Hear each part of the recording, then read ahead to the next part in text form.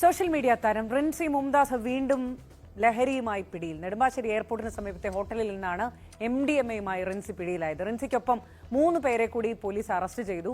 കഴിഞ്ഞ വർഷം ജൂലൈയിലും റിൻസി MDMAയുമായി പിടിയിലായിരുന്നു. കൊച്ചിയിൽ നിന്ന് സുഹൈലാണ് ചേരുന്നത്. സുഹൈൽ, സമാനമായ കേസിൽ 2ാം തവണയും പിടികൂടിയിരിക്കുകയാണ്. എന്തൊക്കെയാണ് വിവരങ്ങൾ? നിമി, 2025 ജൂലൈയിലാണ് കാക്കനാട്ടുള്ള ഒരു ഫ്ളാറ്റിൽ വെച്ച് ഈ റിൻസി മുംതാസിനെ ലഹരിയുമായി പിടികൂടുന്നത്. അന്ന് വിശദമായ അന്വേഷണത്തിലും മറ്റുമൊക്കെ പോലീസ് കണ്ടെത്തിയത് വളരെ പ്രധാനപ്പെട്ട കാര്യങ്ങളാണ്. ഇവർ സോഷ്യൽ മീഡിയ ഇൻഫ്ലുവൻസറാണ്, സാമൂഹിക മാധ്യമങ്ങളിലൊക്കെ സജീവമാണ്. സിനിമാ മേഖലയിൽ ഉൾപ്പെടെ ലഹരി എത്തിക്കുന്നതിൽ വലിയ പങ്കാളിത്തമുള്ള ആളായിരുന്നു എന്നുള്ളതായിരുന്നു അന്നത്തെ പോലീസിന്റെ കണ്ടെത്തൽ.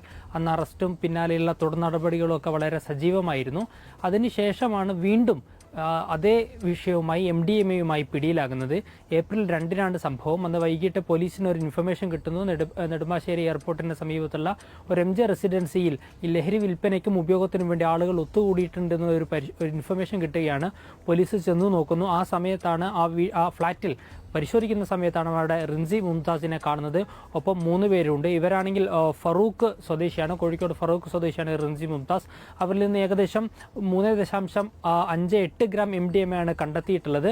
പക്ഷേ ഇവർ മുമ്പും സമാനമായ MDMA ഉപയോഗിക്കുന്ന കേസുകളിലൊക്കെ പ്രതിയായതും വിൽക്കുന്നതും ഒക്കെയുമായി ബന്ധപ്പെട്ട കേസുകളിൽ പ്രതിയായ സാഹചര്യത്തിൽ ഇവരെയൊക്കെ അറസ്റ്റ് ചെയ്ത് പോലീസ് തുടർ നടപടികൾ സ്വീകരിക്കുകയും ചെയ്തിട്ടുണ്ട്. നിലവിൽ ഇവർ റിമാൻഡിലാണ് എന്നാണ് നമുക്ക് മനസ്സിലാക്കാൻ കഴിയുന്നത്.